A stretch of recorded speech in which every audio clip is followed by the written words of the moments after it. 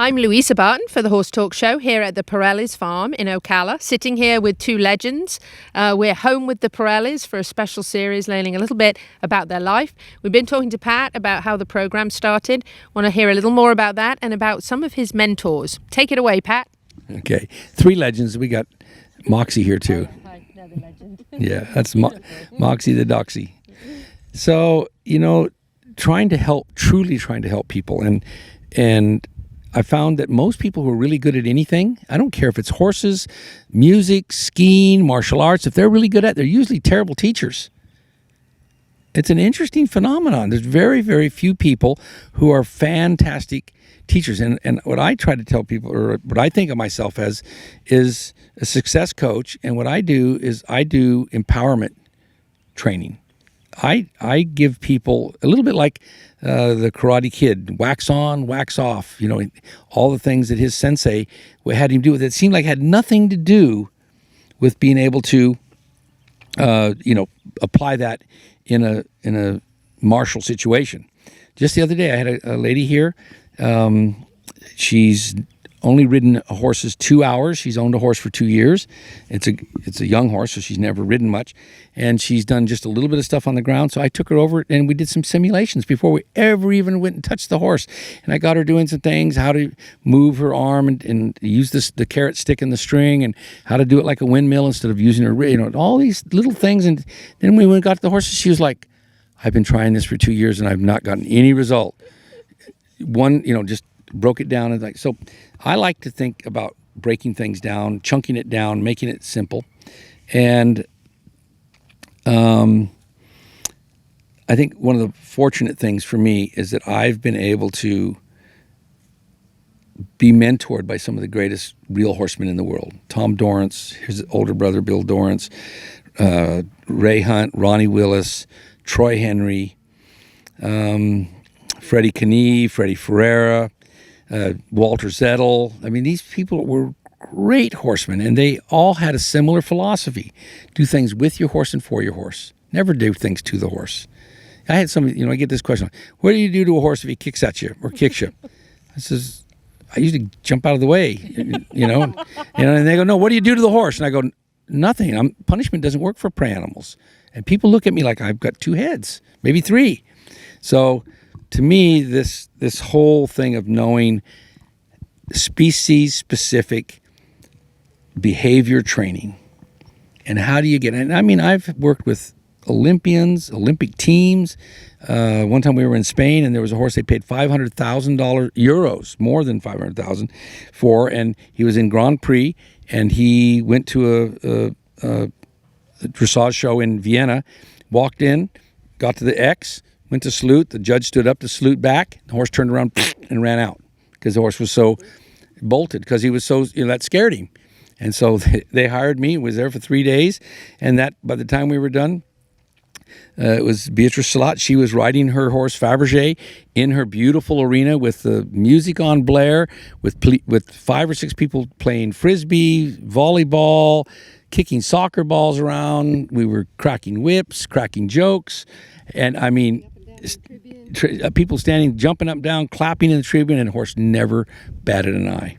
She went on to the Olympics. She went on to the Olympics with that horse. So behavior seems like it's a lost science. It's a lost art. It's an art and a science. And so the things that all of these great horsemen have shared with me was that you do things with your horse and for your horse, that prior and proper preparation prevents poor performance. People ask me this question, what do you do if you're on a trail ride or something and this happens? I go, how about if you ask this question? How could I better prepare myself and my horse so that never happens on a trail ride? It's not what do you do then. It's like, how do you prepare yourself and your horse so that everything goes seamless? It's like flying an airplane. It takes that much preparation, and it's easy to make assumptions about horses and how easy this is. Get on, kick them to go, pull them to stop, use the reins to turn. It's completely the opposite of that. Wonderful. That was awesome. Linda, mentors for you. Well, Pat Parelli. I was going to say. Yeah, absolutely.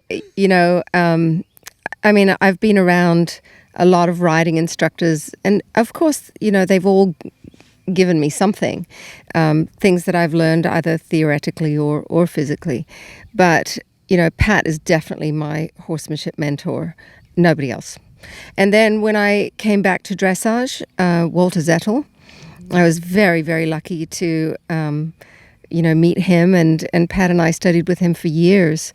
And then when he retired, Christoph Hess is my new mentor since about, 5 or 7 years. It goes on. I can't even remember. Yeah. So, but what pulls us all together is that same philosophy that Pat was talking about. It's not that now I'm dealing with somebody else on a whole different track. And of course, there's people that, still help me, like Janice Dulac and Mette Larsen. And, it's not just Christoph, because he's in Germany. I can't see him all the time. But then on the humanity side of things, and this is as much a personal philosophy as it is a horsemanship thing. Glenn Brady was somebody that I started studying with in the 80s, and his work around what we now call humanality and horsenality was life-changing for me to really understand different personality styles and communication styles. And so I developed that into one where you could look at horse personalities called horsenality, which was world-changing and life-changing for a lot of people to understand their horses. So Glenn was one, Robert Kiyosaki when it comes to experiential learning, Dr. Stephanie Burns, who's a learning expert. They're huge mentors of mine that really influenced my life over many, many years and made me who I am today. So one final kind of question, it's kind of a big one. Do you think the majority of the problems that horses have stem from the people, not from the horse? In a word, yes. I've lived through that myself, so it's nothing that I haven't experienced myself. But, I have a saying, it's like the horse was fine till we showed up. And I used to know this, when I was working in the skincare industry and with customers. And they'd always say, well, it takes two to have a problem. And so when I had that issue with my horse Regalo, I knew I was part of the problem. But anytime I talked to my riding instructors, they were like, oh, no, the horse is the stupid, crazy one. And Pat was the first one to say, it takes two. You're either bringing out the best or the worst in your horse. And for sure, some horses are more challenging than others. There's no question. And I'm strangely drawn to very challenging horses. And so you need more skill and you need more knowledge and you need more of this approach, not more force and more gadgets. And so, I think, look at the horse. He's fine till we show up. Now let's bring out the best. Pat, I think we have about a minute left in this segment, so I'll let you answer that one too. People are the problem? Well, let's just put it this way. Horses with behavior problems is because they're very well bred, overfed, and under-exercised. Mentally, emotionally, and physically exercised. It's that simple. And when we start to exercise the mind, the body will follow. If we exercise the body, the mind will go away. So it's who's in the controls, whether they're on the ground or the riding, and we're in control of their program. Horses are like computers; they may never do what we want, but they always do what we tell them or what we program them to do. So, be in charge. Be in charge. Home with the Parellis at their farm in Ocala. 2 legends, 3. I'm Louisa Barton for the Horse Talk Show.